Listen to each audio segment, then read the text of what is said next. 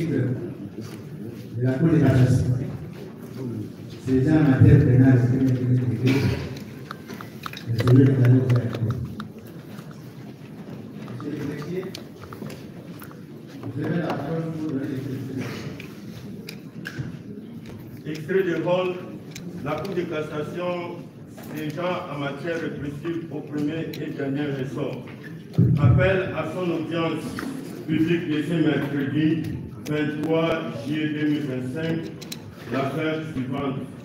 Dans les chambres réunies du président Kibamba, FP22 par CR, affaire, ministère public, contre M. Constant Moutamba Mbunga. C'est tout, Monsieur le Président. Merci beaucoup.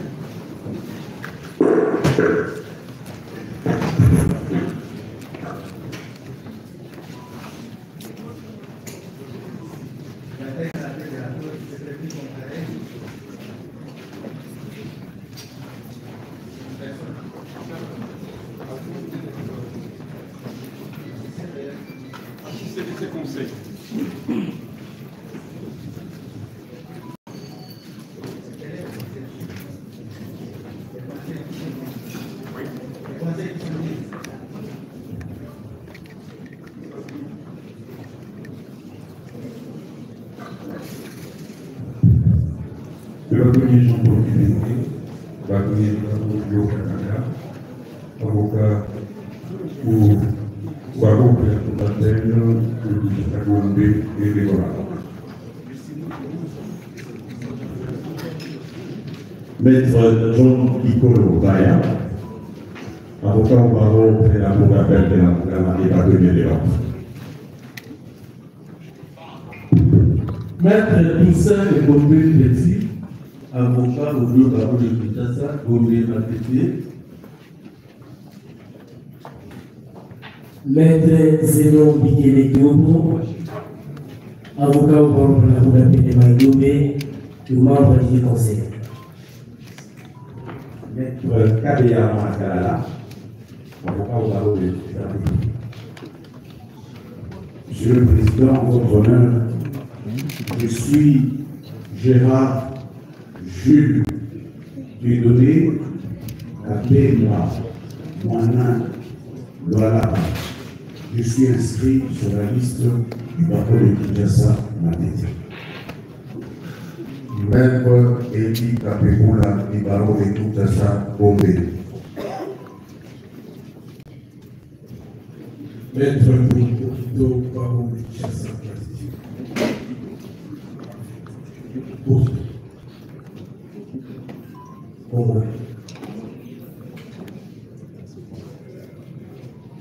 Maître Patrice Emery Kassongo Ngoyi Kiana, avocat fait à vous appel de Kinshasa Matete.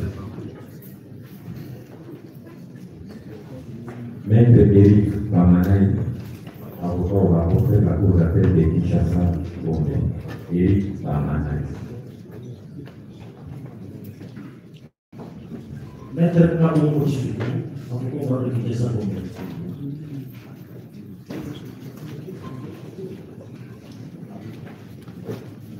Je suis maître Michael Achaman Pamboué, avocat au barreau de Gouy. Maître Mahele, M-A-H, Mahele, Métis Rufa. Je suis avocat au barreau de Kinshasa.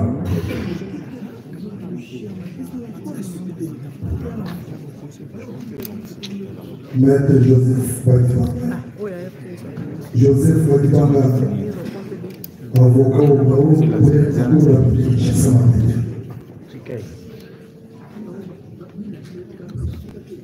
Maître Michel Moukeba, Babeda, avocat au barreau de Kinshasa Madé.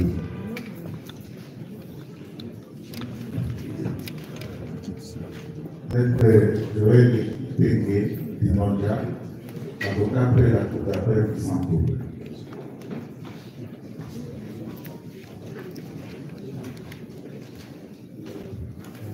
Défense convaincre.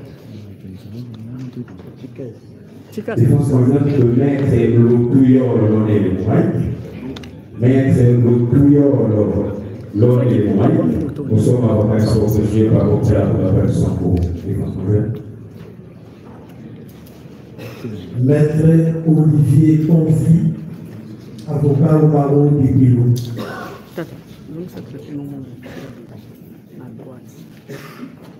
Condé Waboma, avocat près des Coudavés. Maître Dina Nakala Eno, avocat au barreau de Kinshasa Gobé.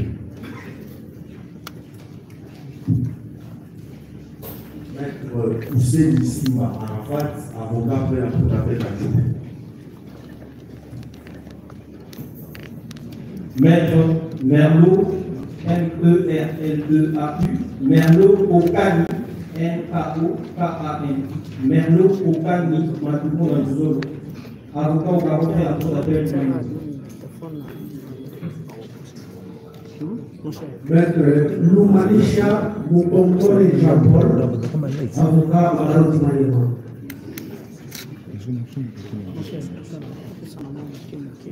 Maître Patrice Chaud, avocat au barreau de la Cour d'appel de Santo. Maître Kawika de Jussué, avocat au barreau de Guilou. Maître Willy Gassongo, avocat qui est inscrit au barreau près la Cour d'appel du Congo central. Maître Dokate Okita Kende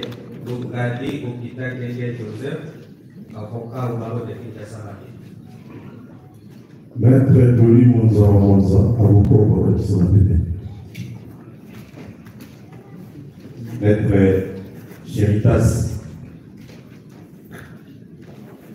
Maître Chéritas Mwamba Kalala, avocat à la Cour d'appel de Kinshasa Madé.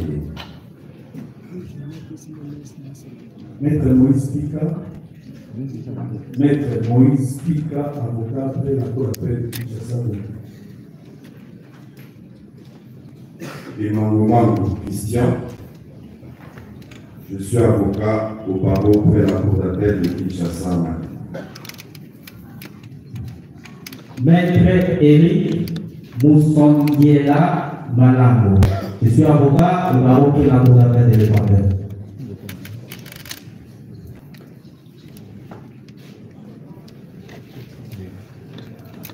Maître Mozani Bin Makangila, avocat au barreau de Kinshasa Madé.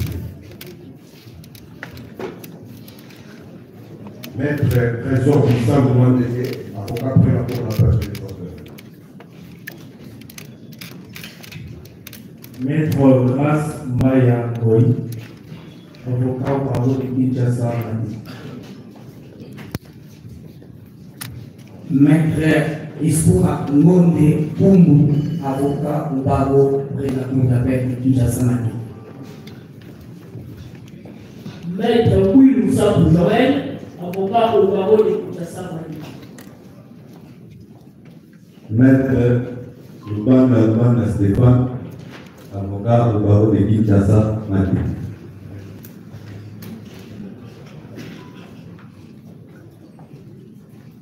Maître Richard Lunga,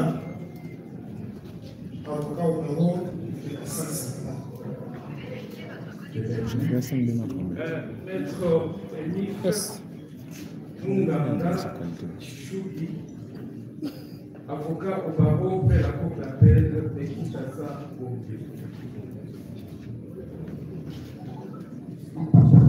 Comparé Maître Kouni Sida Niben, avocat au barreau près la cour d'appel de Kinshasa.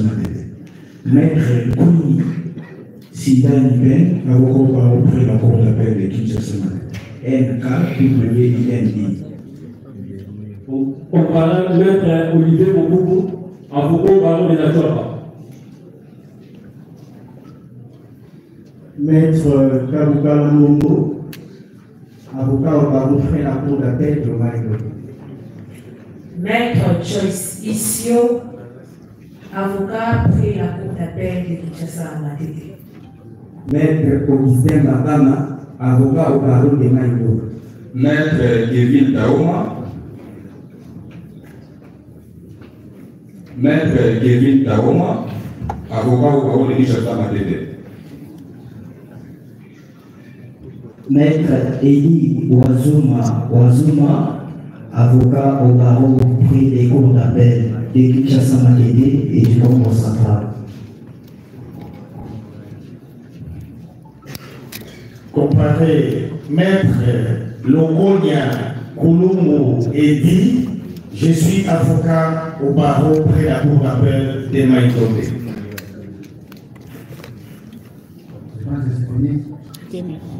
Oui. Il faut écarter pour atteindre l'équilibre.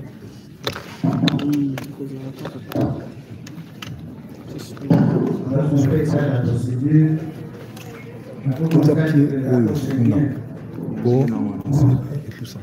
Sur la liste, on n'est pas là.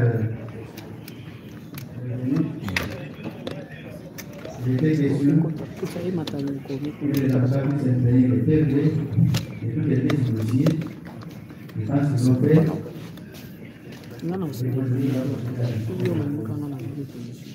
Vous avez appris une solidité que la Cour va vous donner le départ.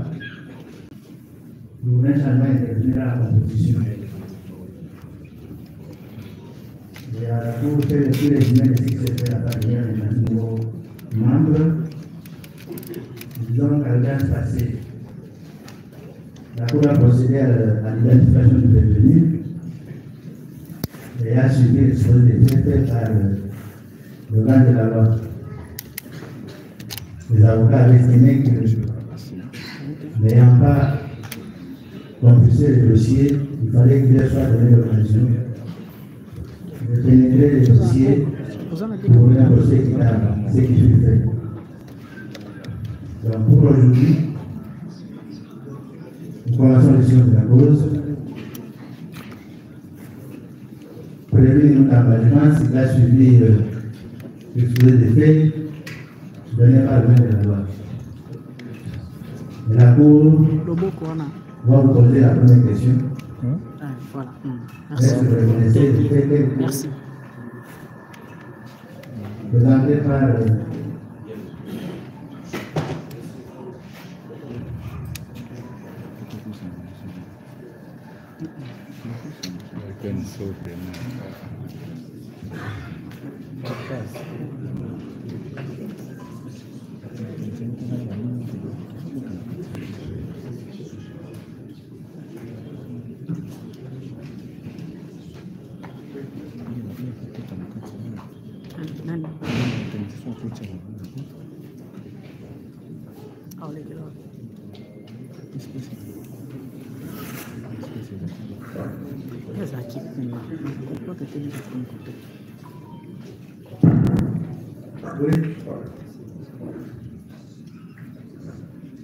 vous avez demandé à notre vous avez sauté la parole, c'est vous. Oui, d'accord. Merci beaucoup, Monsieur le Président. Nous savons que nous avons fait cours et disposé à instruire ce dossier. Mais cela ne nous empêche pas de commencer par ce que nous considérons comme exception avant de permettre à ce que votre cours puisse commencer cette année. Si vous serez d'accord avec nous, à ce que nous puissions commencer cette session, nous pouvons déjà commencer à l'exposer. Monsieur le Président, honoré membre de la Cour, Monsieur le Procureur général, d'entrée de jeu, nous avons sollicité d'abord votre indulgence. Votre indulgence, c'est pourquoi, puisque nous sommes venus devant vous, pour plaider une cause que nous considérons comme une cause noble. Et lorsqu'on plaide pour une cause noble, il y a la tête qui part, il y a également le cœur qui part. Et cela ne s'écarte pas à l'art, ce qu'on appelle la prétoire. Et comme nous avons parlé avec notre tête, l'intelligence, nous avons parlé également avec notre cœur, puisque nous sommes humains. Nous allons également demander à votre cour, qui est composée des éminents magistrats, que cette cour nous accorde également l'intelligence, les connaissances de ce membre, mais également le cœur, puisque dans un jugement, il y en a toujours les connaissances, mais aussi il y a les sentiments. Pour que dans cette cause, nous puissions éloigner celui qui est présenté devant vous aujourd'hui comme un détourné de l'union publique, qui incarne l'espoir de toute une jeunesse, dont l'unique péché. S'il vous plaît, votre honneur, laisse-moi donner à l'essentiel. On n'est pas là pour louer les gens. Oui, votre On ne honneur. pas ça. Votre honneur. On ne fait pas la politique ici. Merci beaucoup, votre honneur. Vous comprenez? Nous ne sommes pas nommés à la philosophie des poètes. Vous avez demandé la parole pour les exceptions, pour présenter aux exceptions pour être. Nous sommes entendus. Il ne faut pas louer les gens ici. Tout le monde a le droit, c'est le droit, et ainsi de suite. Présenter des exceptions, la Cour va répondre. Merci beaucoup, votre honneur. Nous faisons que nous conformer à ce que nous connaissons de l'art de Dieu. Si c'est là, ne vous avance pas, Monsieur le Président, nous revenons sur l'essentiel. Nous sollicitons, et c'est ça le moyen, nous sollicitons la nullité. Nous voulons que la Cour constate la nullité de la présente action. Cette nullité, nous la tirons de la violation de dispositions des articles 54 et 56 du Code de procédure pénale. Monsieur le Président, honoré membre de la Cour, nous savons tous que notre parti, notre client, est ici devant vous en vertu de ce que nous appelons en droit le contrat judiciaire. Les contrats judiciaires, dans le cas de ce qui concerne notre client, c'est la citation à prouver. Et cette citation à prouver ne tombe pas du ciel. Cette citation à prouver qui constitue un contrat qui va nous lier au cours du déroulement de ce procès doit obéir aux prescrits de la loi. Qu'est-ce que nous constatons de honneur sous nos yeux? Nous avons la citation. Voici ce que dit l'article 54, alinéa 2 du Code de procédure pénale.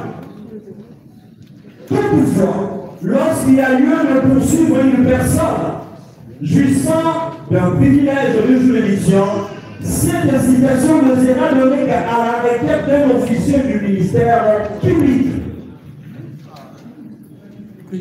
C'est ce que la loi est en train de dire. Et la loi précise. Et ici, nous ne sommes pas en droit civil, nous sommes en droit pénal. Et vous devez savoir, nous le savons tous, c'est juste un rappel, puisque je ne peux pas vous apprendre le droit, si vous avez cette connaissance, mais nous rappelons également, et nous voulons également attirer votre curiosité scientifiques pour garantir le lettre de noblesse de cette épouse. Et la citation qui constitue le contrat judiciaire qui nous dit ici a été initiée à la requête du greffier en chef. La personne non indiquée au regard de la loi. Quelle est la base sur l'église? La loi fait à ce que le ministère public qui a eu le temps d'instruire ces dossiers pendant la phase préjuridictionnelle puisse s'assumer devant vous. Comment il va s'assumer?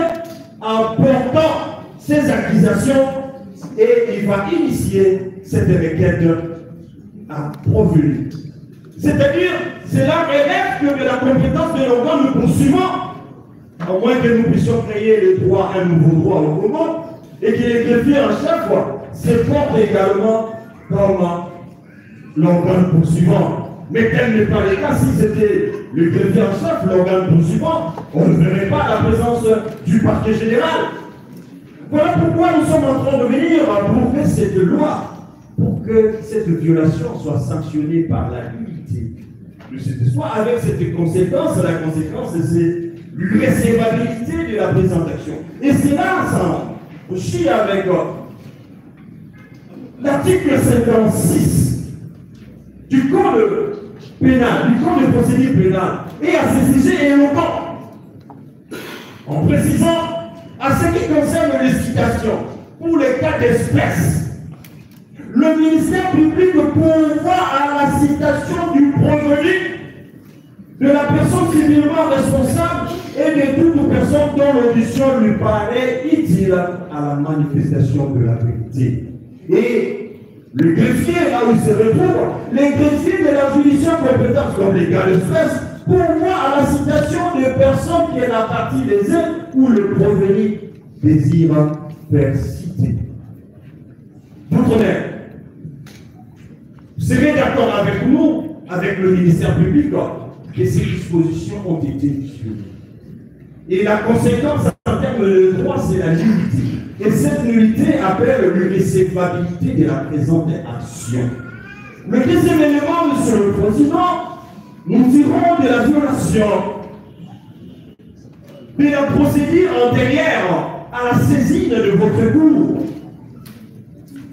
En ce qui concerne la violation du règlement intérieur de l'Assemblée nationale qui a émis le vote, d'abord à ce qui concerne l'autorisation aux fins d'instruction et également l'autorisation pour la mise en accusation, ou techniquement, en tant que juriste, technicien de droit, l'autorisation aux fins de poursuite.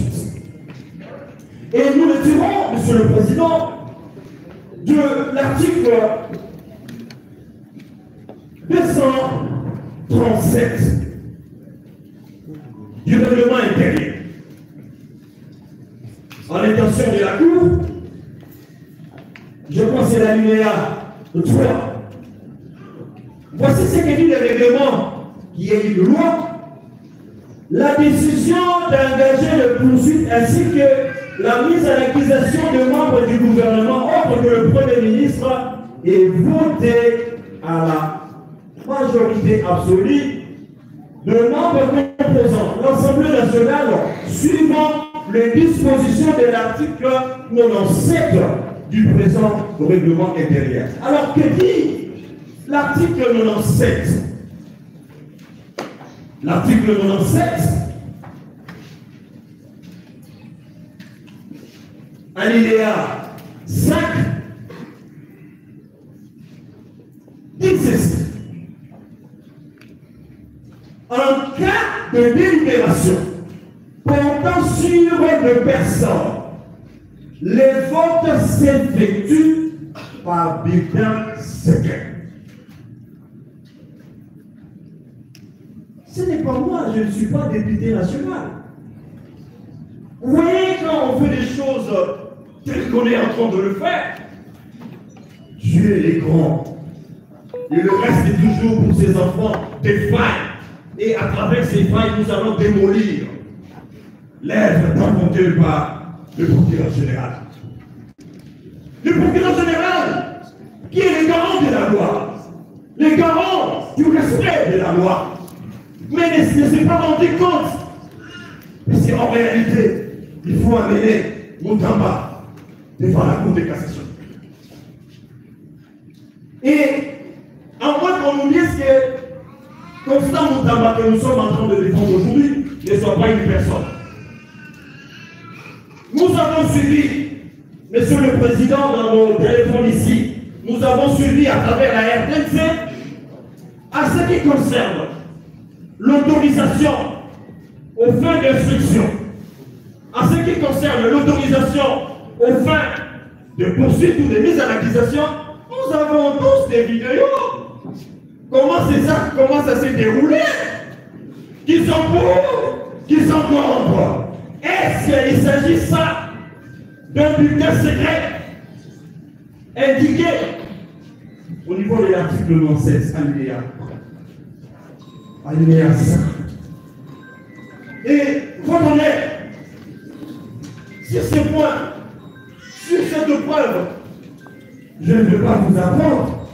Il suffit de demander n'importe quel journaliste qui est dans la salle. Aujourd'hui, d'ailleurs, nous avons cet avantage. Le numérique, la loi sur le numérique nous aide également à avoir de preuves là-dessus. Vous pouvez même ordonner, même à n'importe qui va vous montrer cette vidéo, comment le président de l'Assemblée nationale était en train de conduire, et jusqu'à ce qu'on puisse procéder à ces votes qui violent votre honneur. Quelle est la ratio legis? Pourquoi le législateur a voulu, à ce que, lorsqu'il s'agit de voter, à ce qui concerne les personnes, pourquoi ça doit être un bulletin secret? C'est pour éviter les sentiments négatifs. Et c'est que un ancien président de l'Assemblée nationale disait, nous sommes à la quatrième traité. Pourquoi lorsqu'on est devant un bulletin secret, on le fait en âme et conscience. Et non, on le fait de cette manière-là, avec beaucoup, je ne sais pas, je me réserve de dire le mot que j'avais à dire. De manière qu'on l'a fait là, ça ne garde pas. Et la conséquence de ça, c'est quoi? Lorsque la procédure antérieure, avant précisé, tout ce qui a suivi, au cours, tout ce qui est comme conséquence derrière ces fautes qui violent la loi, la conséquence, c'est de donner la nullité, de constater. Et lorsqu'il y a la nullité, il n'y a plus match, vous demanderez au parquet général de la Cour de cassation, merci de vous avoir visité et de récupérer son dossier et de montrer chez lui. Et c'est là, c'est une recevabilité sous réserve d'être complétée par le membre collectif. Donc, j'étais sur vous étiez incomplet. J'étais incomplet. Sinon, si je n'étais pas incomplet, je ne serais pas complété par les autres. Je suis incomplet de suite là.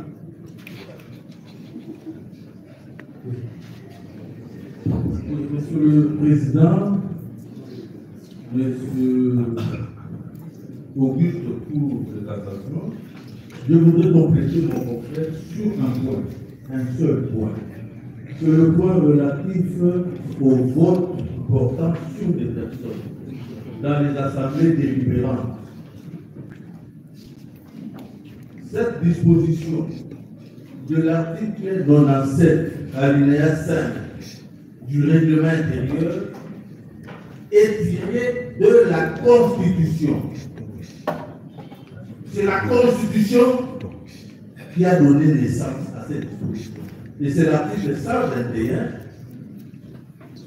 le dernier alinéa de l'article 121 de la Constitution, dit ceci. Toutefois, en cas de délibération portant sur des personnes, le vote s'effectue par bulletin secret.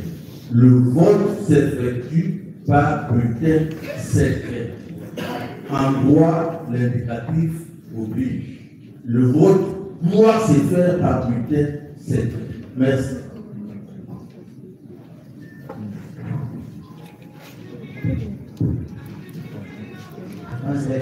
Oui. Monsieur le Premier Président, merci pour ma parole.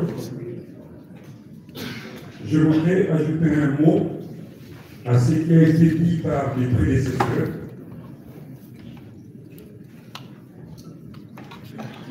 Oui, allez-y. Oui, je voudrais ajouter un mot à ce qui a été dit par mes prédécesseurs, Monsieur le Premier Président, Monsieur de la Cour, Monsieur le représentant de l'organe de la loi, pour évaluer Monsieur le procureur général. Mon mot porte ou est relatif à la nullité de l'action pour défaut de parachèvement de l'instruction. Vous conviendrez avec nous que l'article 83 de la loi sur la procédure devant la Cour de cassation oblige, je dis bien oblige, le procureur général à parachever l'instruction. Une instruction préparatoire avant de fixer les dossiers devant votre haute cour pour évaluer devant la juridiction des juges.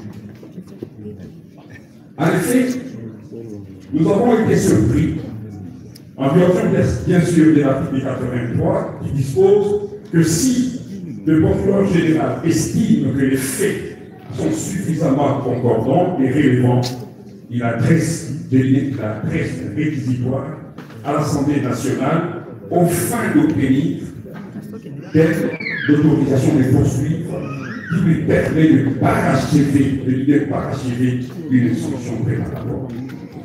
Or, en ce qui concerne notre cas, pour ne pas dire le cas de notre client, il y a lieu de signaler à votre haute cour, votre haute cour,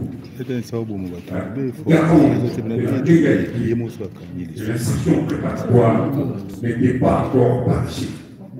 Au moment de la fixation de cette cause, pour la bonne et simple raison que les jours où le procureur général s'est adressé à l'Assemblée nationale pour obtenir l'autorisation, c'est le même jour qui a fait l'objet d'une invitation de notre client pour poursuivre l'instruction en vue de sa finalisation. C'est qui nous assure, c'est qui a surpris tout le monde. Les invitations sont là, nous allons les déposer, vous allez constater que notre client était rappelé pour la finalisation ou bien pour le parachèvement de l'instruction. Après avoir obtenu l'autorisation de poursuite, l'organe de la loi ne va plus appeler pour parachever, mais comme l'indique l'article 83. Face à cette situation, qui est une situation que nous considérons de violation de la loi, la Cour de cassation devra, votre Cour devra constater que cette façon de faire les choses viole la procédure consacrée et par conséquent, et devra en tirer toutes les conséquences de l'ordre. Après la Cour de cassation, nous ne voyons pas une autre Cour qui peut nous sécuriser par rapport à cette garantie que nous avons. Merci. Monsieur le Premier Président, je voudrais bien compléter mes commentaires par rapport à cette question. Non, film. Oui. Monsieur le Premier Président, j'étais en train de dire que je tenais à compléter les estimés contraires par rapport aux moyens des droits qui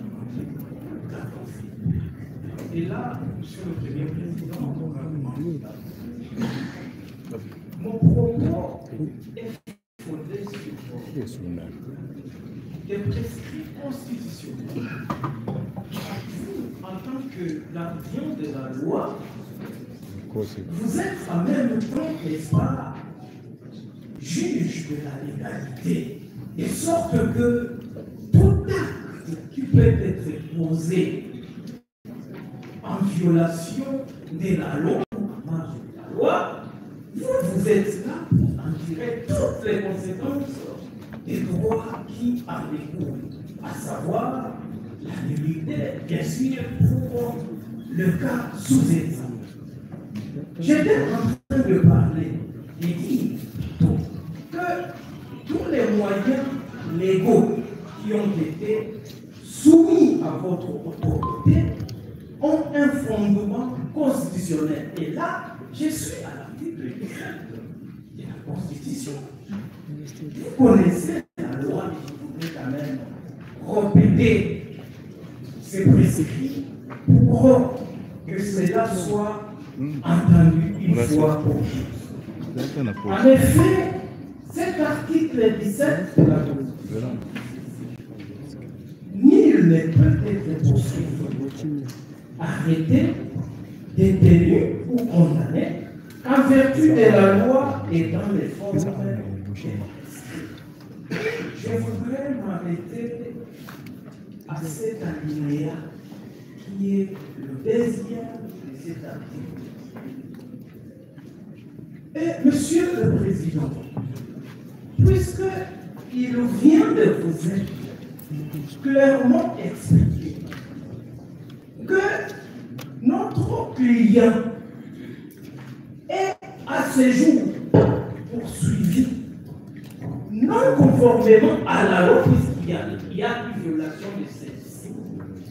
Et la conséquence, c'est laquelle? C'est de recourir à cet article.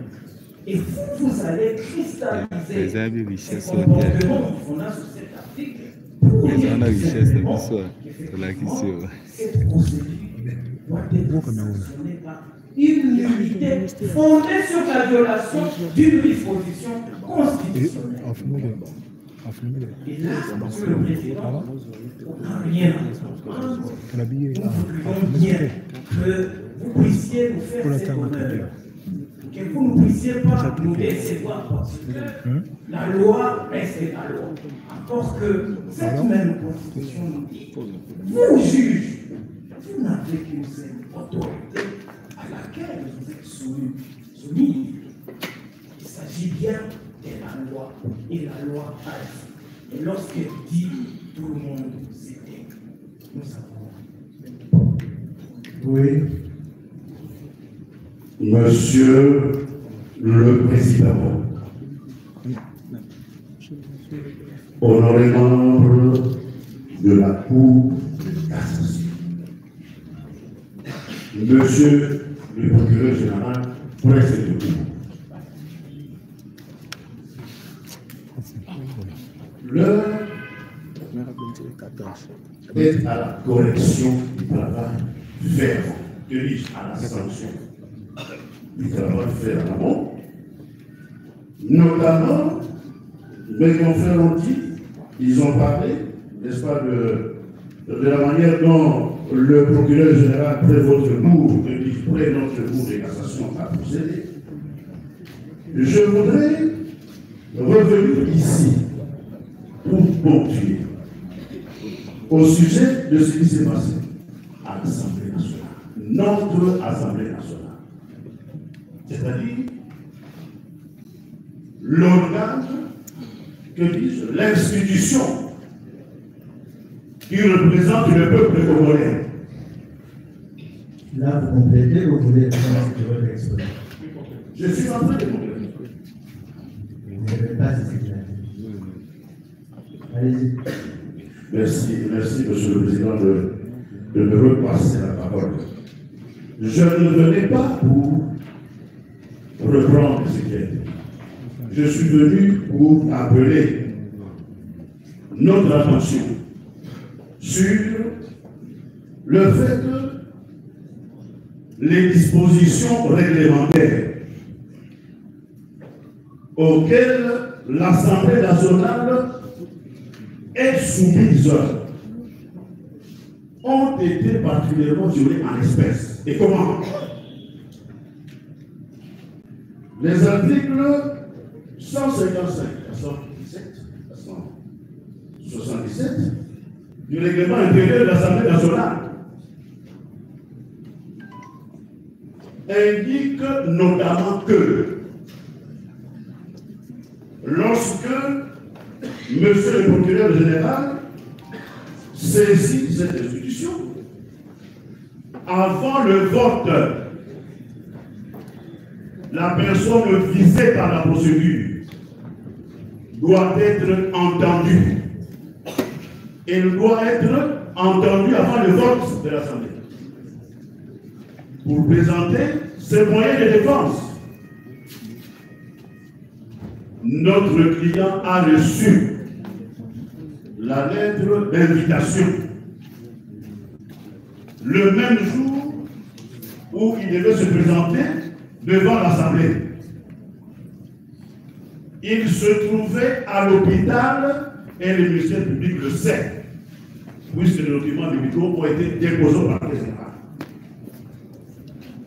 Et même au bureau de l'Assemblée, curieusement, comme si il ne s'agissait pas de personnes humaines, il ne s'agissait pas de la situation d'une personne humaine, une personne par nature fragile,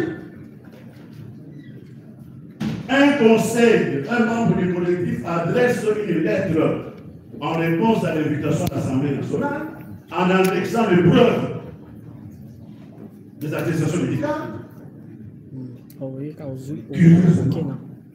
Curieusement, comme si elle tombait malade, l'apanage des prévenus.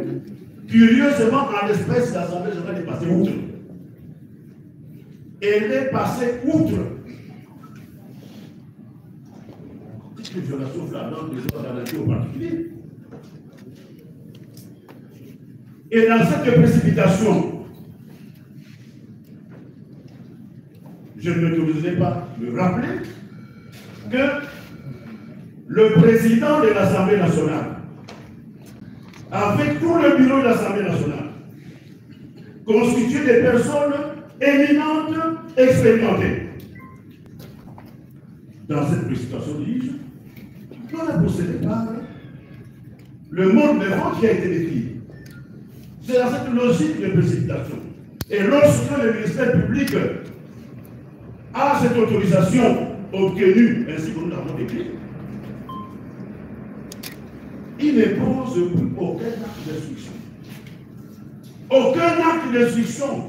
Toutes affaires cessantes, le dossier se retrouve devant vous.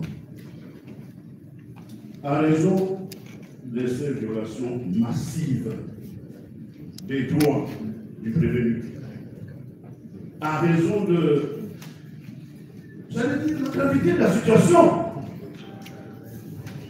qu'il plaide à la Cour de cassation de la République démocratique du Congo, l'unique Cour de cassation, de prendre en considération les exceptions, moyens et autres fins de nos recevoir et de nous répondre comme le droit par une décision motivée génie. Merci.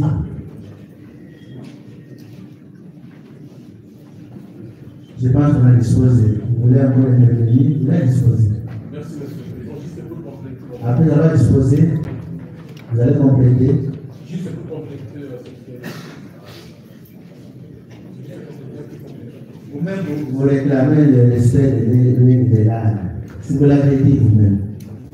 Lorsqu'il va donner corps déterminé à disposer, je pense que maintenant, nous allons passer la parole au procureur général pour qu'il réagisse. Avant que vous ayez un moyen nouveau, mais s'il n'y a pas quelque chose de nouveau, ça ne sert à rien qu'on cède la parole. Donc, pas un moyen nouveau, par contre, parce que notre confrère a oublié l'aspect médical de notre client, les jours et l'édition du pas de problème. Bon, vous avez déjà disposé la parole là de la loi.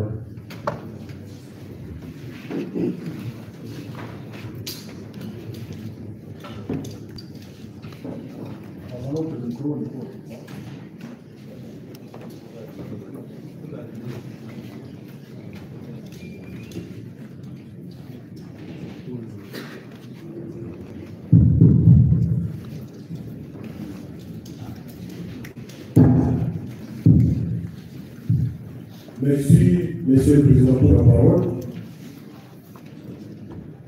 Monsieur le Président, honorable membre de liste pour, je voudrais tout simplement mettre en mémoire les uns et les autres que nous sommes à la deuxième audience. À cette audience, lorsque vous avez vérifié l'état de votre saisine, vous êtes rendu compte que l'affaire revenait sur le ministre contradictoire pour que le ministre de Cour commence l'instruction de cette affaire. Les différentes exceptions qu'on soulève à ce niveau, à cette deuxième audience, nous amènent justement à ce qui a été dit à la première audience. Nous avons retenu principalement des exceptions tirées de la violation des articles 54 et 56 qui évoquent la citation à prévenir. Déjà à cette première audience, on avait fait remarquer que l'objectif était de permettre aux prévenus de se présenter devant le ministre de Cour pour présenter ses moyens de défense. Et à cette première audience, les prévenus a donné l'impression de n'avoir subi aucun préjudice. Et donc, la Cour, faisant application du principe selon lequel il n'y a pas d'unité sanitaire, la Cour avait estimé que la cause était en état de recevoir instruction. Revenir sur cette préoccupation à cette deuxième audience nous ramène en arrière. Deuxième préoccupation, on évoque ce qui s'est passé à l'Assemblée nationale. Comment le vote a été organisé. Heureusement que nous ne sommes pas à l'Assemblée nationale. Votre cour, notre cour de cassation n'est pas l'organe qui doit censurer les différentes manières dont les votes doivent se dérouler à l'Assemblée. Là, c'est là le tien. L'objectif à cette audience est atteint par ce fait de prévenir Constant Lunga et devant le ministre de Cour. Et il a, avec l'intervention que nous reconnaissons, il veut prouver à la Cour que les faits mis à sa charge ne sont pas fondés. Donnez-lui l'occasion d'atteindre cet objectif pour que toute la nation congolaise puisse être fixée s'il s'est commis le proche. Je crois que les autres exceptions qu'on soulève, si nous étions un peu plus prolixes, nous dirons qu'elles sont obligatoires. Si le ministre de Cour estime que ce sont des exceptions qui ont les valeurs juridiques, ils peuvent être les gens au fond et commencer l'instruction. Je crois que c'est de cette manière que la nation congolaise que nous observe va applaudir le travail que nous faisons. Monsieur le Président, nous avons à l'intention de la défense, nous ne sommes pas marchés. Faites preuve que vous êtes inédit. Je laisse vous agissez en tant que tel. Le bourdonnement, etc., comme si on était au marché, comme si on était bien, ça ne sert à rien. C'est comme ça qu'on réagit lorsqu'on est posé. Évitons des réactions qui n'honorent pas. Le procureur général a répondu.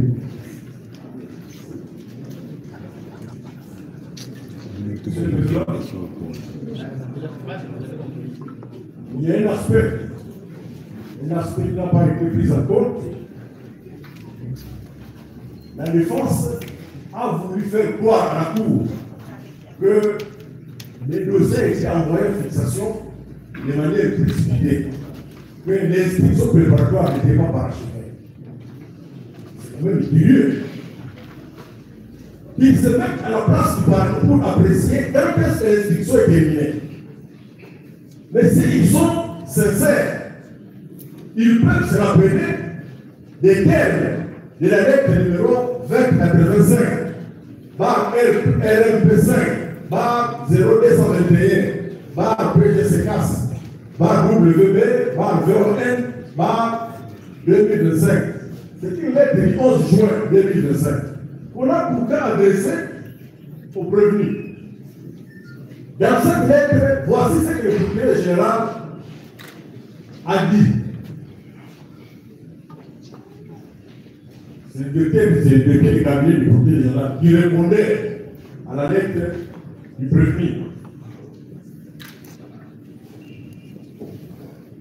Monsieur le procureur général de la Cour de cassation m'a instruit d'accuser les extraits de votre lettre numéro 1060, barre NW.1036, barre B, barre K, barre ME, barre MIN, barre JLGS, barre 2025, du 10 juin 2025.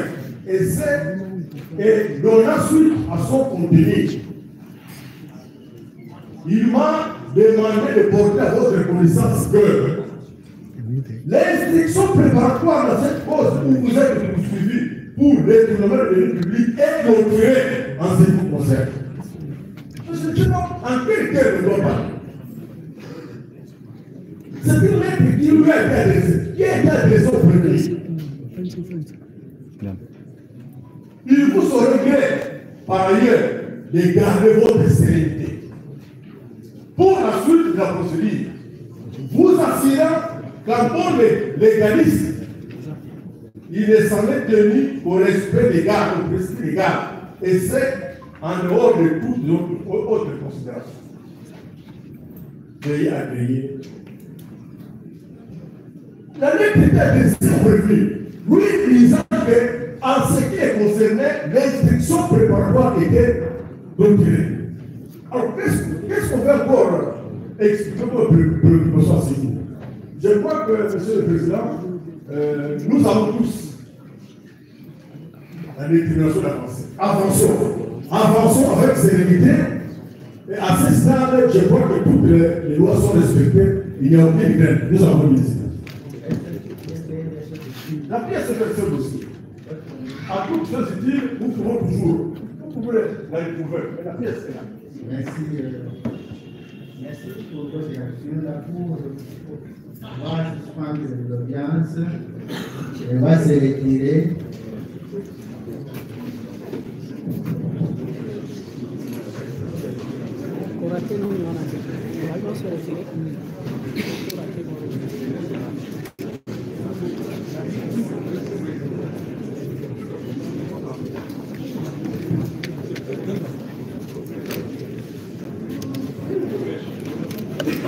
Bien, on va appeler la parole à deux avocats, deux seulement.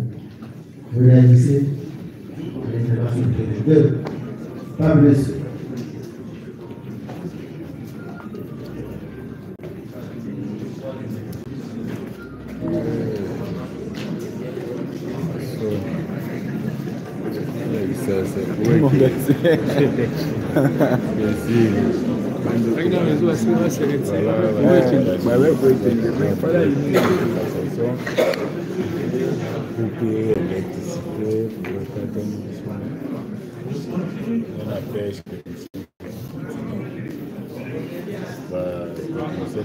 Monsieur le Président, nous voulons répondre à l'officier judiciaire.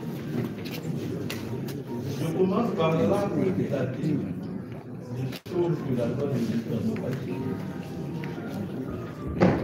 Il a dit. Derrière là, c'était d'ouvrir les rideaux. Ouvrez les rideaux, on aura que les lumières. Il a dit tout à l'heure que le revenu Moutamba est là. C'est l'occasion pour lui de dire à la Cour qu'il n'a pas commis les faits ni à sa charge. Non, ce n'est pas ça la charge de la Cour. C'est à lui de prouver que Moutamba a commis ces faits. Moutamba peut se taire et c'est à lui de le charger. C'est à lui de démontrer que Moutamba a commis les faits ni à sa charge. On ne doit pas renverser la charge. Il nous dit que nous sommes à la deuxième audience. À cette deuxième audience, on ne devrait pas soulever les exceptions que la défense a présentées. À la première audience, nous avions soulevé la non. À la première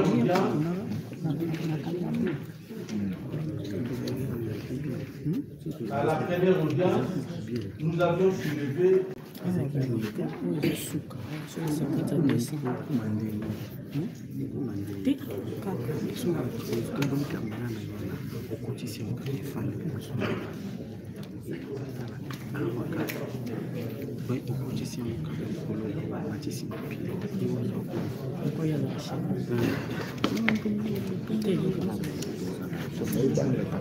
à la première audience, c'était la non-saisine.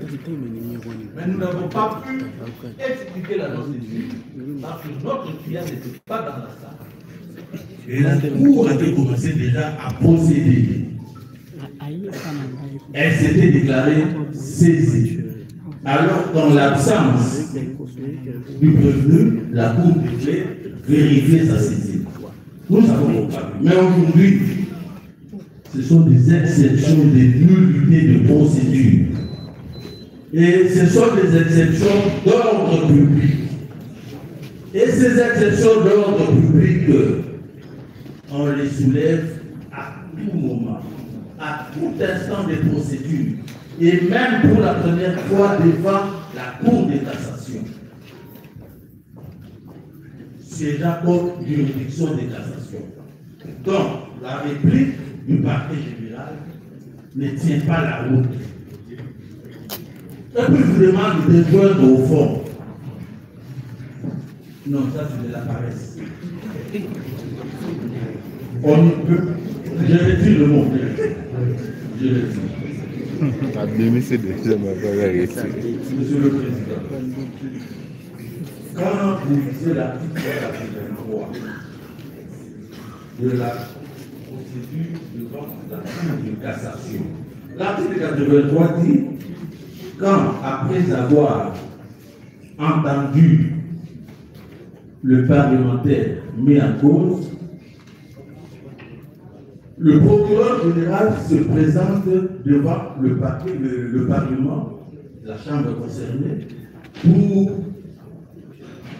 obtenir l'autorisation de poursuite qui lui permet de parachever. Et quand vous voyez la lettre qui vous est adressée là, qui a été adressée à notre client, dont copie est versée à l'autre client, est versée à votre client, c'était RMP 5. C'était RFP 5.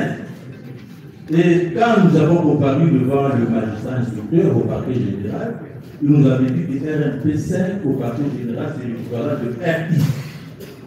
Donc, c'est un dossier RI, pour parler comme le langage que nous utilisons devant les juridictions de fond.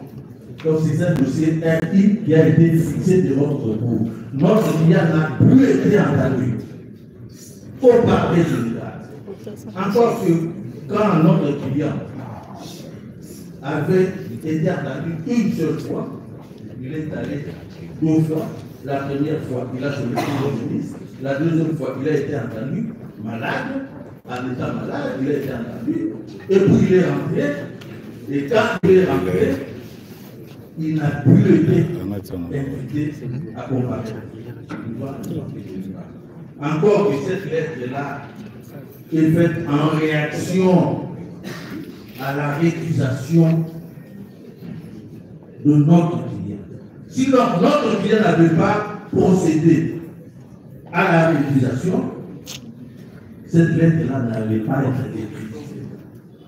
Donc c'était ça. Alors nous disons que c'est de manière précipitée que la Cour de cassation a été saisie. Merci. Le dernier a été donné. Monsieur le Président, nous répondissons parce que nous devons éclairer, je dis bien éclairer, non seulement l'opinion, mais on a l'impression que certaines personnes qui ont instruit les dossiers ne s'expriment plus C'est comme ça que nous réagissons. Monsieur le Premier Président, Monsieur Villacou, Monsieur le Procureur, nous sommes le 6 juin devant l'officier du ministère public, où notre client comparaît, où il dépose. Il a entendu le 6 juin, notre client, les PV qui sont versés dans les dossiers sont très heureux. Le vendredi, il reçoit vers 21h, 21h, 22h une invitation pour le lundi. Le 9, pas le 7, pas le 5, pas le 4, le 9. C'est le 9. Monsieur le Premier Président, Monsieur Villacou. Qui sera rédiger la lettre sollicitant constatant l'indisponibilité de notre client qui était malade, parce que le 9, il devait comparaître devant l'officier du ministère pour le parachèvement des instructions. Et ce même 9, il y a au niveau de l'Assemblée nationale le dépôt d'un rapport. On est serein, nous sommes sereins. Nous commençons les 6. Les clients étant entendus, ils promettent de déposer les pièces. Les PV sont très élevés.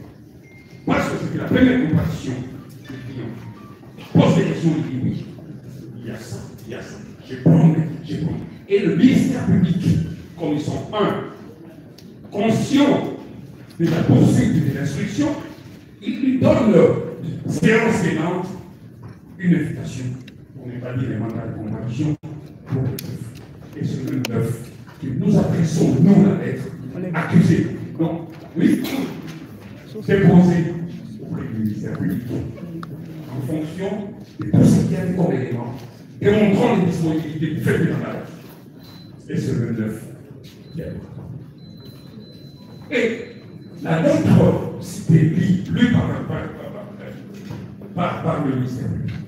On l'a dit, mais comme le dit, c'est une création de la procédure d'exécution qui a été initiée. Après, nous voulons tous simplement que votre cours qui sécurise tout le monde, non seulement vous, nous tous aussi, nous sommes sécurisés par la même cours, c'est rendre compte des évidences légales. Parce que si votre cours nous insécurise, nous nous insécurisons, jamais ça sera nous. Vous êtes là pour garantir la légalité. Vous êtes là pour garantir pour tous les citoyens. On peut comprendre au premier degré, au deuxième degré, mais ici nous sommes en premier dernier ressort. Premier dernier ressort. On dit tout simplement que les choses soient faites de courtoisie légale. On ne peut rien de là. Si on fait les choses normalement, il va répondre. Mais vous avez devant vous, tel qu'on l'a dit, nous ne sommes pas au niveau de la non-saisie, de votre officier déjà déclaré. Nous sommes de niveau plutôt. Démontrer que les exceptions que nous soulevons vous mettent dans la situation de prendre ces affaires en privé pour les prendre une décision. Et cette décision, peut-être nous les sommes.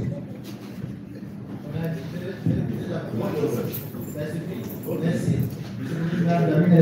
Oui, nous avons une réplique. Vraiment, l'agitaction du tout à l'heure est injustifiée. À mon sens, soyons sereins, le peuple nous regarde, avançons. Nous allons avancer parce que, à ce niveau, le préfet est devant vous et devant le ministre de vous, ce qui signifie qu'il n'a subi aucun préjudice quant aux exceptions qu'on vient de soulever. Et même plus loin, quand je disais que l'on ne peut pas sanctionner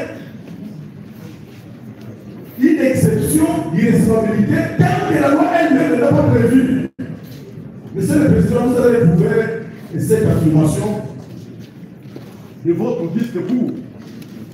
C'est une option, une question qui a été rendue sur LP 14526 du 15 septembre 2005. C'est la loi elle-même qui précise que pour telle exception, pour telle formalité, si vous n'accomplissez pas cette formalité, la sanction c'est irrécevable. Dans les cas sous examen, nous-mêmes les dire, il n'y a pas d'immunité salariale. Je suis content que je sois devant des éminents avocats que je respecte. Mais ne faisons pas des choses qui disent que nous regardons pour rien. Avançons. Il n'appartient pas aux avocats ou à une autre personne d'apprécier quand est-ce que les restrictions au niveau du parquet est sanction. C'est pourquoi il y a un chef de police. Non, nous ne voulons pas être perturbés à ce niveau, soyons sereins. Avançons, et c'est de cette manière-là que le peuple nous regarde, va nous applaudir. Nous avons. D'accord, vous dites merci, le gars c'est suspendu. Le gars c'est suspendu, nous reviendrons dans quelques instants. Merci.